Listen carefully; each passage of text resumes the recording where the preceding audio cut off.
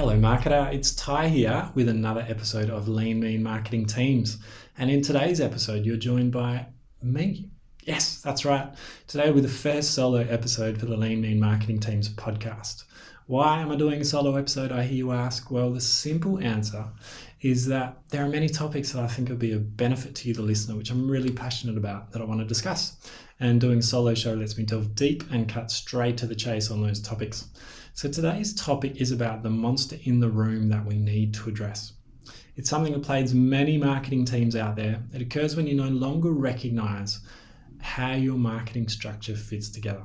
Yes, I'm talking about Frankenstructures, those unrecognizable, disconnected marketing teams that have been bolted together, pulled apart, and stitched back together again. Have you seen one of these? Are you in one of these now? They are difficult beasts, and while they work for a while, there soon comes a point in time where dysfunction sets in and the stitches and bandages come apart and you need a serious operation to fix it. So in today's episode, you're going to learn the 9 telltale signs that you might have a Frankenstructure on your hands, the 4 common reasons that Frankenstructures are created and why they're so hard to tame, and 7 simple things you can do right now to start dealing with your monster. Okay, now as with most shows go, there's an intro to the guest. It's going to sound a little bit weird introducing myself, but I just want you to be comfortable that I know what I'm talking about, okay? So here goes. I am an ex-CMO, 20 years in international marketing roles. I've worked in Perth, Sydney and London. I began my career agency side. I've also done short stints in product management before moving into professional services marketing and spent a lot of my career in higher education marketing. Now, throughout my career, I've led multiple team restructures, changing teams from decentralized models to hub and spoke, to agile, to customer journey-led structures. When I was Chief Marketing Officer at Curtin, our team actually won the Australian Marketing Team of the Year award up against many other players from different industries by the Australian Marketing Institute, and I also got some recognition as one of the top CMOs in the country by CMO 50. Also did some work with Deloitte for a short period of time at Curtin. I also worked for BDO Stoy Hayward while I was in London. So I've seen how the big 4 kind of operate and how they do organisation-wide transformation. But most recently through my company Growth Generators, I've helped numerous CMOs to redesign their marketing teams to be future fit.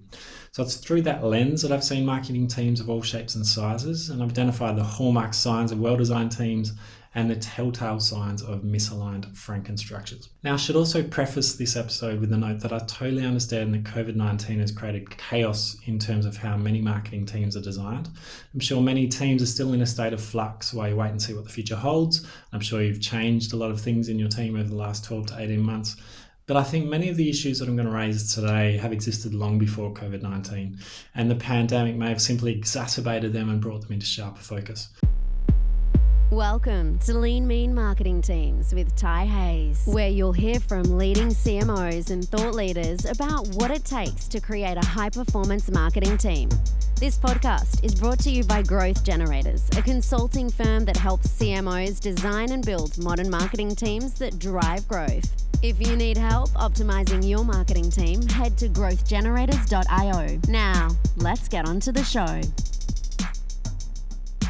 Now, also before we get into this, I'm going to go over a lot of content today. You'll see there's the 9 telltale signs and the 4 common reasons and the 7 things you can do to fix it. To make it easier for you, we actually take notes on all of our episodes. Dylan in the team listens back to the episode and takes detailed notes. So there'll be like a checklist and some really detailed cheat sheet for this episode. So I'd encourage you to go to growthgenerators.io and look out for this episode. Go to the episode webpage, and after a few seconds, there'll be a pop-up where you can enter your details and get the notes for this episode. So use that as a reference guide. Okay, so let's get into it. What are those 9 telltale signs that you might have a Frankenstructure marketing team on your hands? Number 1 is that there isn't an up-to-date org chart. If there is an org chart in existence, it is covered with red pen with new lines and boxes crossed out and added. And there's people on there that left 2 years ago. You might look at it and go, who is Gary? There's a bunch of people that aren't on there anymore. Anyone that is on there are actually in different roles. So no up-to-date org chart is the first kind of warning sign you've got a Frankenstructure. Number 2, there's been a steady increase in the contract staff to permanent staff ratio as you wait to figure out a new structure. Now, again, obviously with COVID, there's been that rise in contract to permanent staff ratio. If that was going on a little bit before COVID and you've been putting in place permanent structures, that may mean that you haven't strategically reviewed your structure and it's a bit of a Frankenstructure. You either don't know which roles you need or where to put them. So you're making do with contract staff. Number 3, every position description is out of date compared to the work that people are actually doing. Quite self-explanatory there. If you look at your PDs and they were dated a couple of years ago and they totally don't reflect the work that currently staff are doing, then that's another warning sign that you might have a Frankenstructure. Now, the job levels, job titles, and responsibilities between teams are askew. So this may be evident if you've been asked questions from the team like, why does Aisha get paid at that level when she has no staff? And why does John have the same job title as Amira but get paid 2 grades lower? So this inconsistency, and it may be in titles where coordinators and managers or executives are used, and it's different levels in different teams, the pay grade of different people with different span of control, and there just doesn't seem to be a logic or rationale behind that. And that can really create some friction amongst the team. So that's another warning sign. Number 5, teams are constantly stepping on each other's toes or at loggerheads. There's either no clear lines of accountability and or too much duplication of functions. So we see this quite often. If there's any grey between teams or between roles, and that often causes the friction. And if there's duplication of functions, so if you were to do a functions assessment on each of the teams and there's a number of teams that are looking after digital marketing or social media marketing or product marketing, and there's no clear accountability who owns which part of that process, then that can often cause some friction in the team. Number 6, nobody really knows what other people in the team do, what their goals are, or worse still, their names. So, worst case scenario, you've grown rapidly or you've had a lot of flux over the last couple of years, there hasn't been good communications in place and people just don't know who anyone is. And worse still, they don't know what their goals are, how they're meant to be working together to achieve those. And there's that lack of communication, transparency, and trust. So another sign you might have a Frankenstructure there. Number 7, the structure doesn't align to the marketing strategy. I think, as marketeers, we often look at our marketing strategy more often than usual. In the past 12 to 18 months, it should be a living document that you refer back to at least quarterly, if not more often than that, monthly or weekly, depending on how you operate. But often structure is seen as something more fixed. It's kind of like cement, where it should be, in my mind, a bit more like Play-Doh, and it should really align to the marketing strategy. So if you look at your strategy on one side and your marketing structure on the other, can you see which teams are responsible for which parts of the marketing strategy, which parts of the team are responsible for which audiences, segments, and is there any overlap there? Is there any clear link between the strategy and the structure? I firmly believe those two need to be aligned. It needs to be clear for teams. If not, you've got a Frankenstructure, you've got people doing work, not sure of how that links back to the strategy and not shifting the needle. Number 8, there's no clear logic behind the structure. So if you look at structure, often good marketing structures organised around either the customer, a product, market or regions or functions. There's logical groupings of staff into teams and the formation of the department.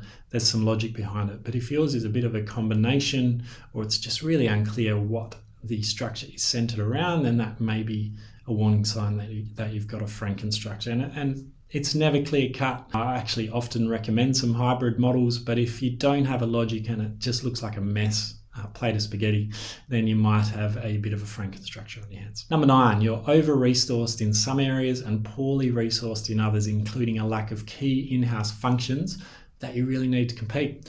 So again, I guess a side effect or an impact of not reviewing your structure regularly is that when the market changes or the world changes, like COVID-19, you may be left flat-footed and you may have teams that are now over-resourced, say if you did a lot of face-to-face events, and under-resourced if you then needed to switch that all to digital. So you may need a balancing of increasing your digital platforms and analytics and other new emerging skill sets, and perhaps swapping over staff from the physical events into those teams or retraining them, or just having a real hard look at the resourcing. Again, I think structures often change incrementally over time rather than perhaps strategically and more drastically. And it's difficult to know, are you over-resourced or under-resourced, and how do you resolve that? So that's just another key point. If you think you've got a few too many in some functions and not enough in other functions, and that's another sign. So they're the 9 telltale signs you might have Frankenstructures. Quickly review, there isn't an up-to-date org chart. If it is, it's got red lines all over it. There's been a steady increase in contract to permanent staff ratio. Every PD is out of date compared to the work the teams are doing. Job levels, job titles and responsibilities between teams are askew. Number 5, teams are constantly stepping on each other's toes or at loggerheads. Number 6, nobody really knows what other people in the team do, what their goals are, or worse still, their names. Number 7, the structure doesn't align to the marketing strategy. Number 8, there's no clear logic behind the structure. And number 9, you are over-resourced in some areas and poorly resourced in others. Okay, so then 9 telltale signs you might have Frankenstructure. Now, if that is you, then don't worry. This is a common condition. It's something I see quite often. It makes sense for a number of reasons as to why this happens. And the 4 common conditions I think that may result in a Frankenstructure are as follows. The team has either grown or shrunk rapidly over the years, a lot of knee-jerk changes to make budget cuts or quickly increase headcount to solve an immediate problem. If you're working on a quarterly or annual kind of budget cycle and some direction that you need to make a 10 or 20% cut, then you may cut roles quite quickly without strategically reviewing the entire structure. Or you may win a project bid and get a bunch of funding to do some digital transformation, and you rapidly increase your digital headcount, again, without, I guess, looking at the overall structure. So that's number 1. Number 2, you've absorbed a merge with departments in a rather ad hoc way. So you've been asked to merge, or you've led a merger with another department. But instead of doing that strategically and properly, you've kind of bolted 2 teams together without a lot of thought as to how they could possibly be organised in a different way to be more effective. Number 3, there's been a few marketing directors come through in quick succession, all changing the org structure by adding or removing positions. So if you've had a lot of change at the top and they've each wanted to add some roles or take some roles away, then that can be a cause. And number 4, I think this is probably most prominent, which is that everyone's been too busy getting on with their job to stop and strategically review the structure and analyse if it still makes sense. Coming back to my point about cement, I think we often just kind of let the structure go and think it is fixed, and we don't often review it strategically. So if this sounds familiar, again, teams grow and change over time, legs being added, cut off and added again. But I think you'll know that with a team in this state, meeting your targets is really almost impossible. The team's, dysfunction often sets in. The teams aren't aligned. They're doing busy work instead of effective work, and it's not aligned to the strategy. So it can be really problematic and often needs addressing. Fortunately, it is treatable. Knowing that you have a Frankenstructure is the first step. Doing something about it comes next. Now, sadly, the work is often put off because it is hard and can be difficult to know where to start. It takes time, which is always in short supply for marketing directors and managers.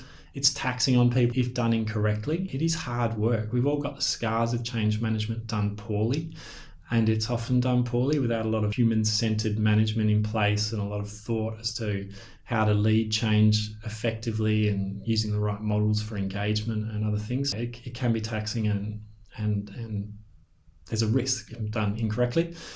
And sometimes it's just difficult to get a frame of reference to know if a new structure is any better than the old one, or the best practice looks like, or exactly where to start. But I think we all know as marketing leaders that the hard work often creates the biggest results. Kind of reminds me of the urgent, important matrix. You intrinsically know that creating an aligned, high-performing marketing team is important, but it may not feel urgent with everything else going on. So it's a bit like a frog in boiling water. It's been like it for so long, you've stopped paying attention to it. Instead, attention drifts back to those non-important, kind of more urgent tasks like the next campaign, the next event, the next pivot that you need to make. But it's definitely treatable. So the starting point is download these notes, look at those 9 signs and see how many you tick and identify if you've got one or not. Assess how bad it is. Do you have 4 legs and 5 arms and 2 heads, or have you just got a couple of extra ears that you're not quite sure what to do with? Obviously, at Growth Generators, we use a design thinking approach as part of our team remodeling services. It helps you, the CMO, either working directly with you and your team, to go through a series of steps. And we kind of diverge and explore the external environment. We then converge and assess the current state of the team. We then set a vision for what the new team should look like and what we want to achieve. We then diverge again and explore some different team models, and then converge until you reach an appropriate team structure that's future fit, and we craft new PDs required. It's a lot more detailed than that, but that's a very high level view.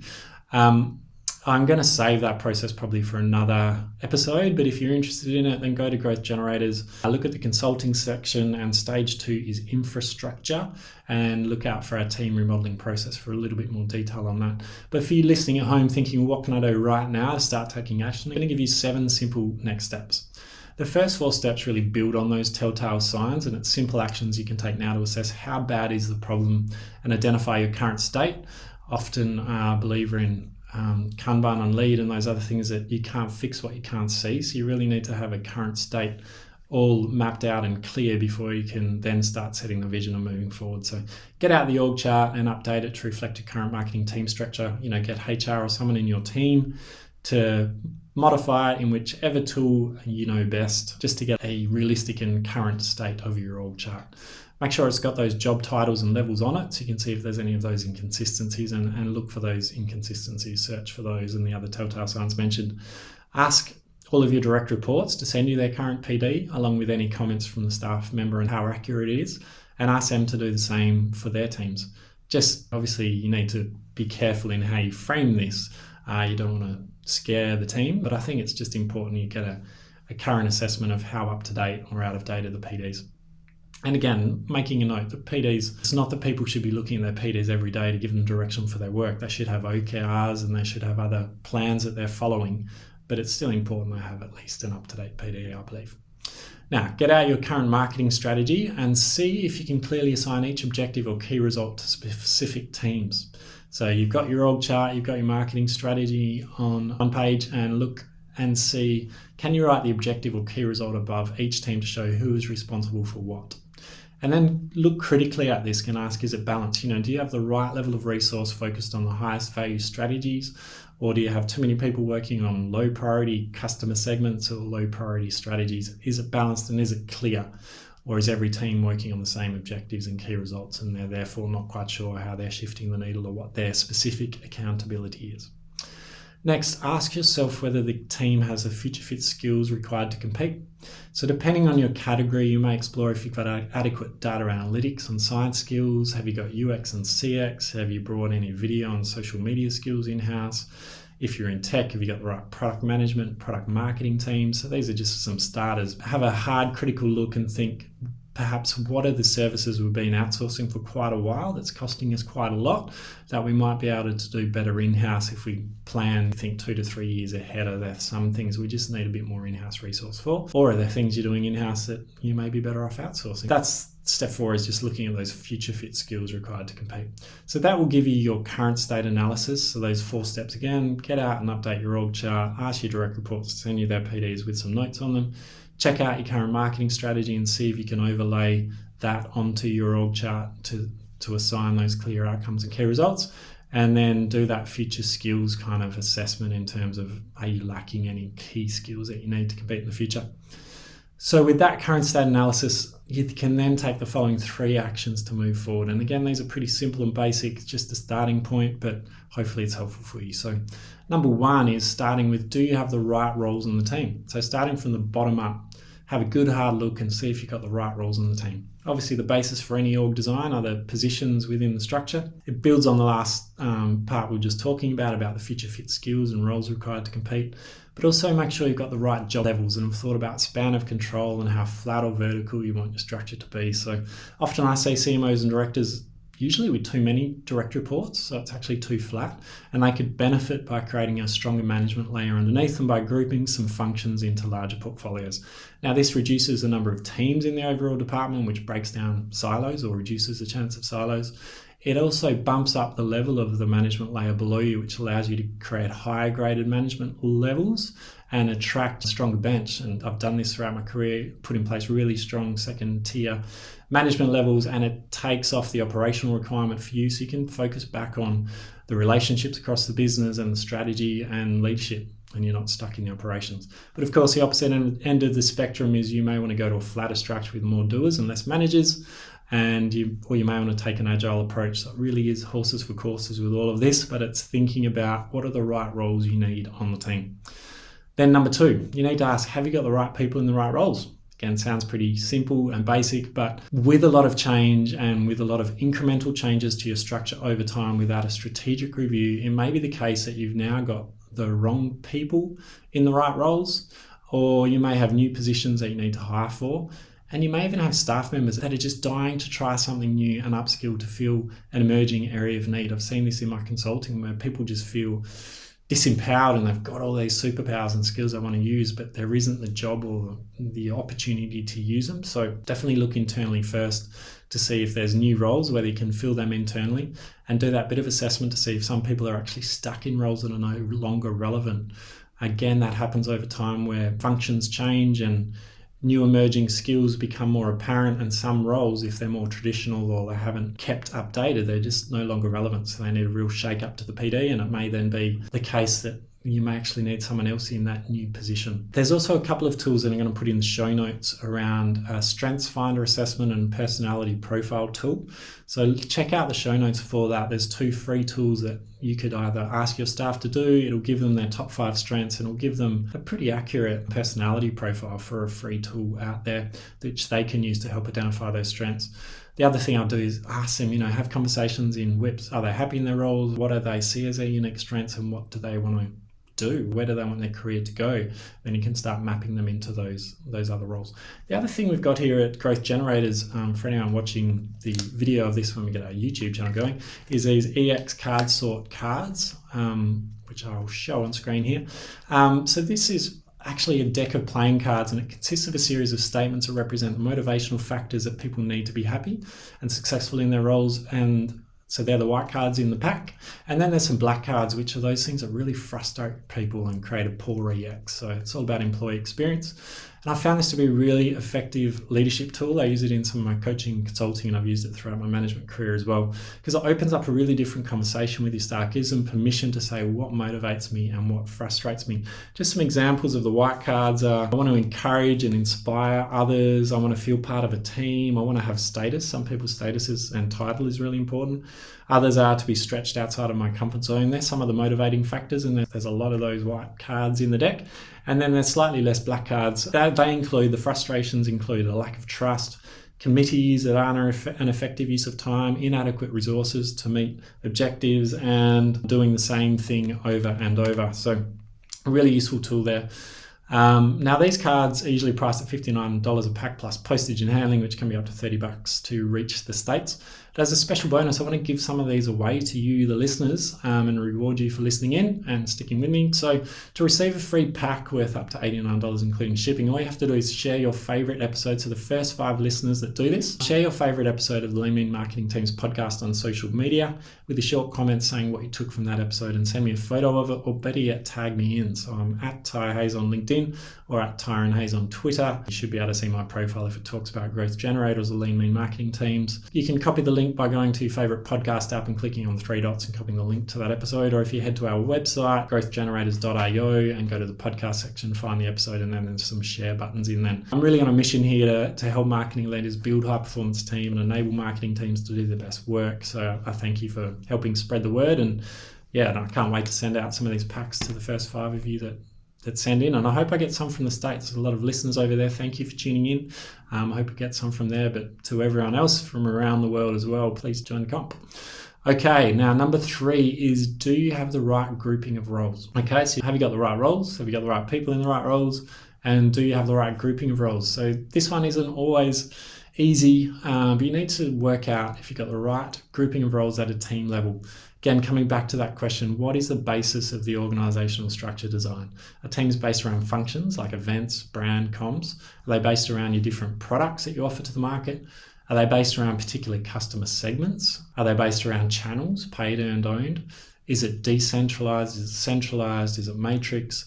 Is it agile? What is the logical formation and structure that will work best for you? For example, if your organization is going for a really customer-centric strategy and really putting the customer at the center, then should you organize your marketing team based around customer segments, so having specific teams focused on a particular customer segment, or having teams focused around stages in the customer journey or the funnel, from brand awareness through to engagement and nurture, through to conversion, upsell, onsell, etc.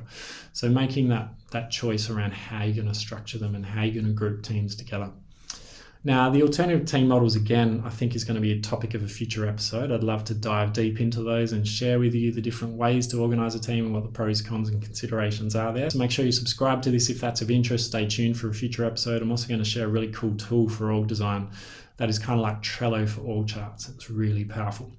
So we have covered a lot in today's episode. Just to quickly recap, we had those 9 telltale signs, which I won't go over again.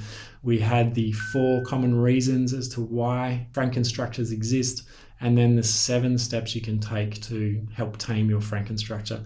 I hope you found this solo episode useful. Please let me know. Either leave us a review on Apple Podcasts, your favorite app, or write to me, ty@growthgenerators.io. I read all the emails that I get.